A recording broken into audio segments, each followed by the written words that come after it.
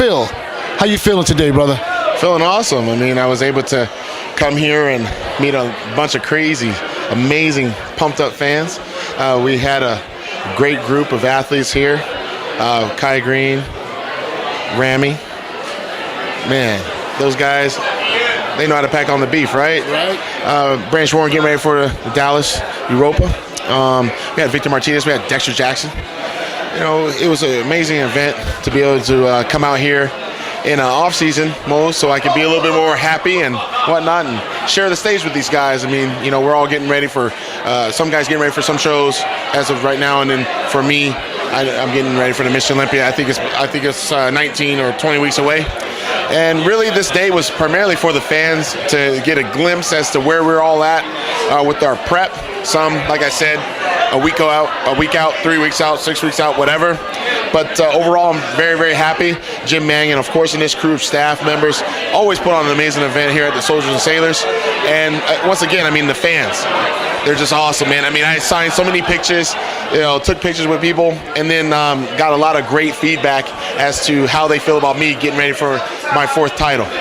Well, I was just going to get to that. Knowing that you had to overcome a few obstacles last year getting ready for the Mr. Olympia by being your wife being sick and you being on the road a lot. Right. Also, this year, I see you everywhere I go. Yeah. So when are you going to shut it down for the Olympia this year? I'll be shutting it down. I got a couple appearances. I got one in June, and then I also have one in July. And Steve Weinberger's a show out in White Plains, New York.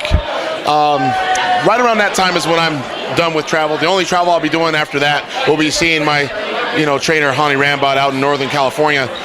Really, that's the only travel I plan on making. You know, obviously, I got to shut it down at some point. I've traveled literally over 140,000 miles already. It's too much, I can't lie. But hey, when you're the champ, you have a lot of obligations, and you have an obligation to the sport and its fans. So I made sure that they got my best this entire season. So when I do shut it down, I can focus just on myself. What I wanted to ask you also was, last year the movie Generation Iron came out. What was the feedback coming out of Generation Iron for Phil Heath? Oh man, it was very mixed. I think a lot of people that were movie goers realized that it was a docudrama, not a documentary, so there are certain parts that were fabricated, like the 1-point victory at the Olympia when it was really a perfect score, and I don't drive a green Lamborghini and all that stuff. But I think a lot of people, they didn't get a good idea as to who I am. They didn't really build the character of Phil Heath in the movie compared to other athletes. So they only got a small perspective. I mean, hell, it almost made it look like, hey, Phil just decided to bodybuild. He's living in this fat-ass house, and he's got the cars, he's got the wife, and the perfect life. No struggle, right?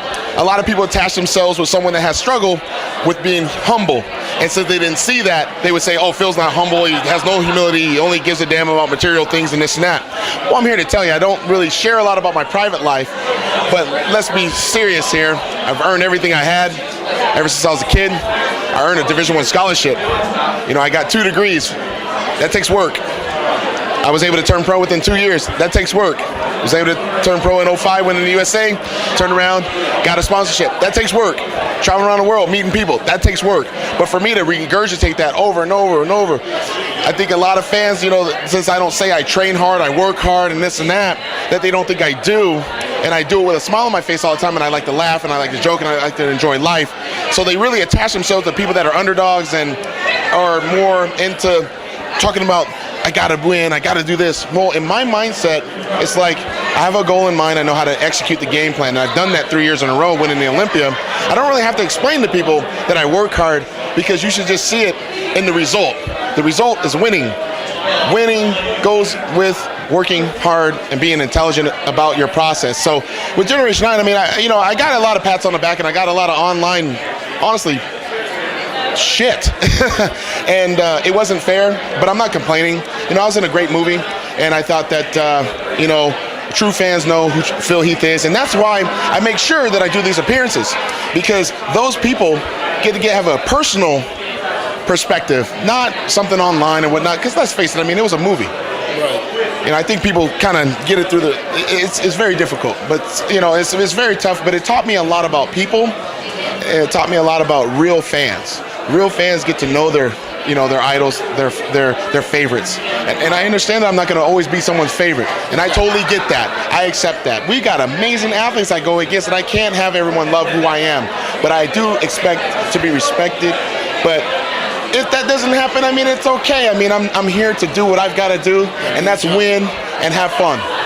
Well, I'll be the first one to tell you guys that, yes, he has great, amazing genetics. Yes, he is the gift. But I will tell you, genetics and the gift will only take you so far. Unless you take it to the next level, with hard work, you will not get to the point where Phil Heath is at this moment. And talking about the obstacle he had to come last year, he had to overcome with his wife being sick at that time when his preparation for the Mr. Olympia.